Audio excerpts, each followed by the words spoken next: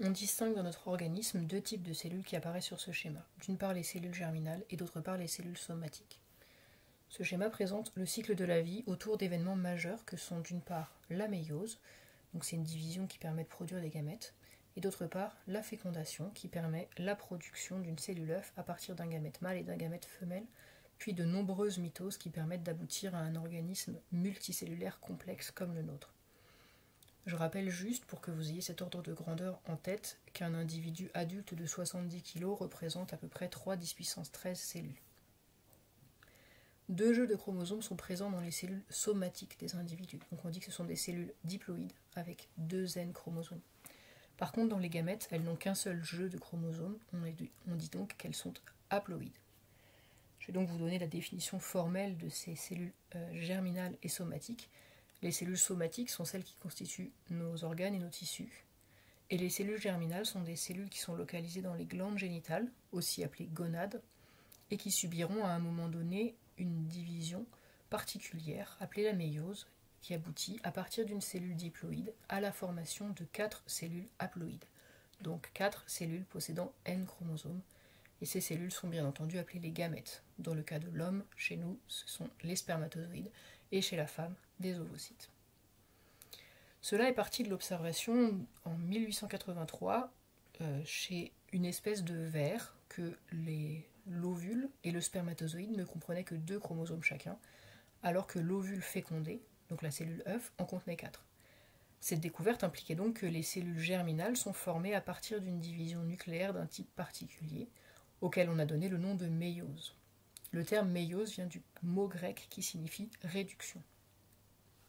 Donc on avait déjà l'idée, simplement il fallait maintenant comprendre le mécanisme de la méiose, et comme vous allez le voir, c'est assez complexe, et ça s'est étalé dans le temps, de sorte qu'on a fini par vraiment bien maîtriser le mécanisme de la méiose que dans les années 30.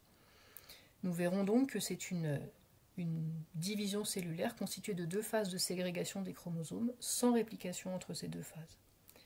Une des caractéristiques de la méiose aussi, c'est qu'il y a au début appariement des chromosomes homologues.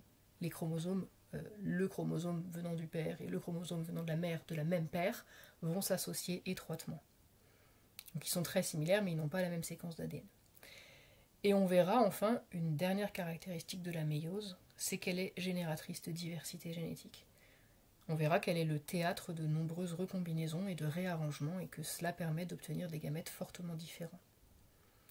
Donc nous allons nous attacher à répondre à la problématique suivante. Comment se déroule la méiose et quels mécanismes permettent d'aboutir à de la diversité génétique dans les gamètes? Nous allons suivre un plan en 3 parties, assez classique. Nous étudierons d'abord les phases de la méiose. Nous verrons bien sûr un aperçu, puis la première division et la deuxième division qui portent des noms différents. Nous étudierons dans une deuxième partie les mécanismes qui permettent de générer de la diversité génétique, donc le brassage inter et le brassage intrachromosomique. Et nous étudierons enfin, et ce sera finalement assez rapide, les différences principales entre la mitose et la méiose. Ce sera le grand 3. Première partie, les phases de la méiose. Dans un premier temps, je vous propose un petit aperçu de la méiose et puis une petite piqûre de rappel sur la mitose, puisque ça fait jamais de mal. La première étape, et qui est commune à la mitose et à la méiose, c'est bien sûr la réplication de l'ADN. Dans le cas de la mitose, donc sur la partie droite de ce schéma, les chromosomes dupliqués, donc les chromosomes à 2 chromatides, viennent s'aligner sur la plaque métaphasique, et il y a, au cours de l'anaphase, ségrégation des chromatides sœurs vers les 2 cellules filles. On se retrouve donc avec 2 cellules filles possédant chacune le même patrimoine génétique que la cellule mère, simplement les chromosomes sont à 1 chromatide au lieu d'être à 2 chromatides comme dans la cellule mère. En revanche, lorsqu'on s'intéresse à la méiose, donc sur la partie gauche du schéma maintenant, on remarque que les cellules filles sont haploïdes, elles possèdent moitié moins de chromosomes que la cellule mère. La cellule mère possédait à chaque fois un chromosome paternel et un chromosome maternel, formant une paire de chromosomes homologues. Là, chaque cellule fille ne possède plus qu'un seul de ces 2 chromosomes. Ce tri supplémentaire implique que, au début de la méiose, il y ait une association, un appariement des chromosomes homologues pour qu'ils viennent s'aligner ensuite sur la plaque équatoriale. Cette structure formé de l'association de deux chromosomes homologues, donc un d'origine paternelle, un d'origine maternelle, est appelé bivalent. Bivalent parce que c'est deux chromosomes associés ensemble. Cet appariement des chromosomes homologues pour former le bivalent se déroule pendant la prophase méiotique, et cette prophase est extrêmement longue, elle peut durer plusieurs jours, voire quelques années. Donc globalement, la méiose va se dérouler en deux étapes qui vous sont présentées ici. La première partie qui va consister à la séparation des chromosomes homologues, et puis une deuxième division qui, elle, permettra de séparer les chromatides sœurs. On va donc les appeler de la manière suivante. On a la méiose 1, qu'on appelle aussi division réductionnelle, pendant laquelle les deux cellules filles produites contiennent moitié moins de chromosomes que la cellule mère. Donc on a réduit le nombre de chromosomes divisé par 2. Pendant la deuxième phase de la méiose, appelée aussi division équationnelle, on va produire à partir de ces deux cellules filles 4 cellules filles qui possèdent autant de chromosomes que les cellules issues de la méiose 1, mais avec cette fois-ci une chromatide au lieu de 2.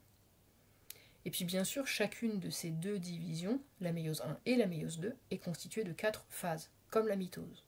Donc je vous rappelle, ces 4 phases, c'est la prophase, la métaphase, l'anaphase et enfin la télophase. Et nous les étudierons à partir du 1.3. Nous allons faire une petite aparté sur la variation de la quantité d'ADN au cours de la méiose. Je pense que ce schéma doit vous rappeler des souvenirs puisqu'on l'avait étudié pour la mitose. On avait vu que lors de la phase G1, nos cellules possèdent 2 N chromosomes, chaque chromosome ayant une chromatide. La phase S correspond à la réplication de l'ADN. On se retrouve donc au début de la phase G2 avec des chromosomes, 2 N chromosomes dans chaque cellule, et chaque chromosome possède 2 chromatides. Donc finalement, si on considère qu'une quantité d'ADN c'est 1 Q, un chromosome à une chromatide c'est 1 Q, on a une cellule qui, juste avant de démarrer la méiose, est à 4 Q d'ADN puisqu'on a 2 N chromosomes et que chaque chromosome possède 2 chromatides. Donc, on voit ensuite que la première étape de division de la méiose va se dérouler. Elle est ici représentée en gris clair. Elle consiste en une séparation des chromosomes homologues. Donc on passe de une cellule à 2 N chromosomes à 2 chromatides à 2 cellules à N chromosomes et à 2 chromatides. Mais ce n'est pas fini puisqu'il faut ensuite faire la deuxième phase de la méiose. Donc la séparation des chromatides de chaque chromosome, on obtient 4 cellules à N chromosomes et chacun de ces chromosomes possède une seule chromatide. Donc on obtient bien, à partir d'une cellule diploïde, 4 cellules haploïdes. Ce schéma, ce graphique est à connaître, à savoir reproduire et surtout à savoir expliquer. Nous allons rentrer dans le vif du sujet de la description des différentes phases de la méiose avec une partie 1.3 qui sera consacrée à la première division méiotique. Et comme je vous le disais, on appelle cette division une division réductionnelle. La prophase 1 est la première étape. C'est la phase la plus longue et la plus complexe de la méiose. Elle peut même occuper 90% du temps total de la méiose. Et elle-même est sous-divisée en 5 sous-phases. Donc on avait la méiose qui est divisée en méiose 1 et méiose 2. Dans la méiose 1, on a la prophase 1, la métaphase 1, l'anaphase 1, la télophase 1. Et dans la prophase 1, on a encore des sous-divisions que l'on va voir juste sur la diapositive d'après. Donc ces sous-divisions, on les appelle le leptotène, le zygotène, le pachυτène et le diplotène. Et à vos souhaits, bien sûr, vous pensiez que ça allait être simple, la méiose? Non, quand même pas, il fallait bien qu'il y ait quelques petites subtilités. Donc, la prophase 1 démarre avec le leptotène. Le leptotène correspond au début de la condensation des chromosomes. Donc c'est ce que vous voyez ici, au cours de l'interphase, les chromosomes ne sont pas encore compactés. Lors du leptotène, on commence à avoir condensation des chromosomes. Mais on ne distingue pas encore les 2 chromatides de chaque chromosome. Et les chromatides restent attachées à l'enveloppe nucléaire. Deuxième phase, c'est le zygotène. Le zygotène, vous voyez qu'il est caractérisé, c'est écrit en anglais ici, par le début de l'assemblage du complexe synaptonémal. Le complexe synaptonémal, c'est une structure protéique qui est constituée d'éléments parallèles, et d'ailleurs on peut même les voir en microscopie électronique, ces éléments parallèles, et qui unit les chromatides sœurs des 2 chromosomes homologues. Donc ça va maintenir, c'est ce qui va permettre de former notre bivalent. Après le zygotène vient le pachystène. Le pachystène correspond à l'association, l'appariement sur toute leur longueur des chromosomes homologues. Donc on avait vu que pendant le zygotène, le complexe synaptonémal commençait à se former, et donc là, pendant le pachystène, les chromosomes homologues sont associés, appariés sur toute leur longueur grâce à ce complexe synaptonémal, et forment une structure qu'on appelle le bivalent ou tétrade. Donc sur ce schéma, il faut imaginer que le chromosome du haut serait par exemple d'origine paternelle et le chromosome du bas serait le chromosome homologue mais provenant de la mère. Et vous voyez qu'ils sont étroitement associés.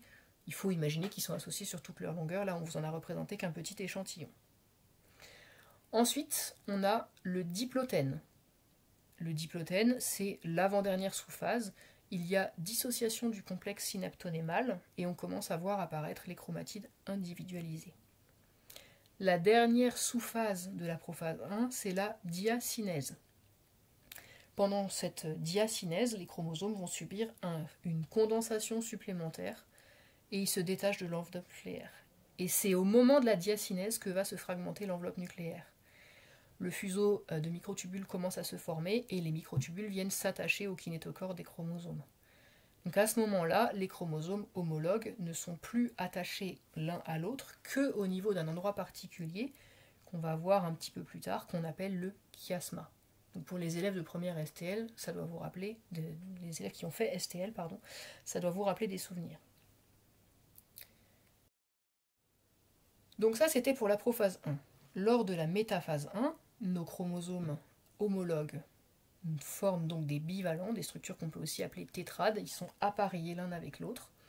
Et la métaphase 1 va correspondre à une métaphase classique, c'est-à-dire que déjà l'enveloppe nucléaire a disparu, les complexes centriolaires, donc les deux centrioles, se sont déplacés vers les pôles, ils sont diamétralement opposés, et les chromosomes homologues s'alignent au niveau de la plaque métaphasique. Les nucléoles disparaissent, et puis chaque tétrade vient se mettre sur la plaque métaphasique, sur le plan équatorial de la cellule. Vient ensuite l'anaphase 1, qui est l'étape pendant laquelle les chromosomes homologues se séparent. Donc j'insiste, dans la mitose, pendant l'anaphase, on sépare les chromatides sœurs. Là, pour le moment, les chromatides sœurs restent attachées. En effet, la coésine est toujours là pendant l'anaphase 1, mais ce sont bien les chromosomes entiers qui vont se séparer. Et donc vous voyez que cette séparation vers les deux cellules filles se fait de manière aléatoire. Par exemple, ici, imaginons que le chromosome rouge est d'origine maternelle et le chromosome bleu d'origine paternelle. Vous voyez que les deux cellules filles se retrouvent avec un assortiment différent de chromosomes d'origine paternelle et maternelle. L'important, c'est que chaque cellule fille possède un exemplaire de chaque chromosome homologue. Nous passerons maintenant à la télophase 1. Lors de la télophase 1, les chromosomes ont atteint les pôles du fuseau. On parle d'ailleurs d'ascension polaire. On se retrouve donc avec, dans chaque cellule fille, 2 lots haploïdes de chromosomes. C'est à ce moment-là que l'enveloppe nucléaire va commencer à se reformer. Dans la foulée, il va y avoir une cytocinèse, c'est-à-dire séparation des cytoplasmes des deux cellules filles. Tout comme dans la mitose, elle se déroule grâce à la formation d'un anneau contractile qui va s'installer au centre de la cellule. La télophase 1, elle est parfois très rapide et incomplète, puisque souvent, on enchaîne immédiatement avec la deuxième division de méiose. Donc justement, nous nous retrouvons maintenant en prophase 2, et en fait, on va voir que cette deuxième division méiotique, elle se déroule comme une mitose, simplement la cellule initiale est haploïde au lieu d'être diploïde. Donc la prophase 2, à l'inverse de la prophase 1, qui, je vous avais dit, peut être très très longue, elle est brève. L'enveloppe nucléaire disparaît en même temps que le nouveau fuseau de microtubules se forme. Les chromosomes restent condensés. Il y a une interface qui est très très courte. Je vous disais souvent on enchaîne la télophase 1 avec la prophase 2. Donc les chromosomes restent très très condensés. Et puis il va y avoir l'accrochage des microtubules au niveau des kinétochores. Donc vraiment beaucoup de similarités entre cette prophase 2 et la prophase de la mitose. Au cours de la métaphase 2, le fuseau de division est achevé, il est complètement formé. Les kinétochores se sont accrochés au niveau des centromères et vont permettre le positionnement des chromosomes au niveau du plan équatorial. Les centromères sont vraiment situés au centre de la plaque métaphasique. En anaphase 2, on va pouvoir séparer les chromatides sœurs de chaque chromosome, et ces chromatides sœurs vont migrer vers les pôles opposés de la cellule. C'est pour ça donc qu'on dit que c'est une division équationnelle, on va garder le même nombre de chromosomes, simplement nos chromosomes n'auront plus qu'une seule chromatide, au lieu d'en avoir deux, comme c'était le cas en sortie de première division de méiose. Donc finalement, à la fin de l'anaphase 2, nos chromosomes n'ont plus qu'une seule chromatide. Donc il y a bien sûr rupture de la coésine pour permettre la séparation des chromatides sœurs. La télophase 2 est la toute dernière étape de la méiose. Elle se caractérise par le fait que les chromosomes ont maintenant atteint les pôles des cellules. On a deux lots haploïdes de chromosomes. Ces chromosomes ont chacun une chromatide. Et autour d'eux, la membrane nucléaire commence à se reformer. La condensation des chromosomes se termine à ce moment-là. Ils vont commencer à reprendre une forme moins condensée. Et il y a bien sûr une cytocinèse grâce à un petit anneau contractile d'actine qui permet d'obtenir 4 cellules filles haploïdes. Donc au bilan de la méiose, grâce à ces deux phases successives, une division réductionnelle puis une division équationnelle, on obtient à partir d'une cellule diploïde à 2 N chromosomes, 4 cellules filles haploïdes possédant N chromosomes. Passons tout de suite au grand 2, dans lequel nous allons voir comment la méiose permet d'introduire de la diversité génétique. À part les vrais jumeaux, deux individus qui ont les mêmes parents ne sont pas génétiquement identiques. Si vous avez des frères et sœurs, vous l'avez certainement remarqué, et vous êtes peut-être très heureux d'ailleurs de posséder votre identité individuelle. Cela est dû au fait que, longtemps avant que la fusion des gamètes ait lieu, il y a eu déjà deux types de brassage génétique pendant la méiose. Et donc on va les étudier de manière successive. Le premier brassage qui est le brassage interchromosomique. Bon, j'en ai déjà un petit peu parlé, il est lié au fait que les chromosomes se séparent de manière aléatoire entre les deux cellules filles, mais on va le revoir avec un peu plus de détails. Et puis un deuxième type de brassage qui correspond à carrément un échange de matériel génétique entre des chromosomes d'origine paternelle et maternelle. Donc on verra que ça c'est le crossing over, ça fera l'objet de la deuxième partie. Donc, première partie, le brassage interchromosomique. Au cours de la métaphase de la méiose 1, de la première division de méiose, chacun des bivalents se dispose de façon symétrique de part et d'autre du plan équatorial de la cellule. Cependant, cette orientation se déroule de manière aléatoire. Donc, en imaginant que nos chromosomes peuvent être d'origine paternelle et d'origine maternelle et se ségréger de manière complètement aléatoire, chez l'homme, on estime que l'on pourrait, rien qu'avec cette ségrégation, obtenir 2 à la puissance 23, ce qui fait 8,4 fois 10 puissance 6 gamètes génétiquement différents. Et je répète, ce chiffre très impressionnant est lié uniquement au fait que les chromosomes d'origine paternelle et d'origine maternelle peuvent se répartir de manière complètement différente entre les cellules filles. Donc on parle de séparation aléatoire, et c'est ça vraiment le brassage interchromosomique. Donc en plus de la diversité génétique impressionnante qui est engendrée par le brassage interchromosomique, il y a un deuxième type de brassage, le brassage intrachromosomique. Vous en avez certainement déjà entendu parler puisqu'il s'agit du crossing over. Un crossing over, c'est un enjambement qui peut être observé au cours de la métaphase 1 de la méiose, pas à d'autres moments, c'est uniquement pendant la métaphase 1. Il se met en place lors de la prophase 1 et il persiste jusqu'à la métaphase 1. Et cet enjambement conduit ensuite à la cassure des doubles hélices d'ADN paternelle et maternelle et à un échange de fragments de chromatides, un échange réciproque, c'est-à-dire que là vous avez représenté ici la paire de chromosomes homologues, vous voyez que le chromosome bleu se retrouve avec un fragment de chromosome noir et vice-versa. Ce processus est appelé recombinaison génétique. Les événements de recombinaison génétique sont catalysés par des nodules de recombinaison. Et les nodules de recombinaison, ce sont en fait des complexes protéiques multi-enzymatiques assez importants en taille et que l'on peut observer en microscopie électronique. Ils sont très importants puisqu'ils permettent de s'assurer que l'on accroche bien le fragment de chromosome au bon endroit sur son nouveau chromosome.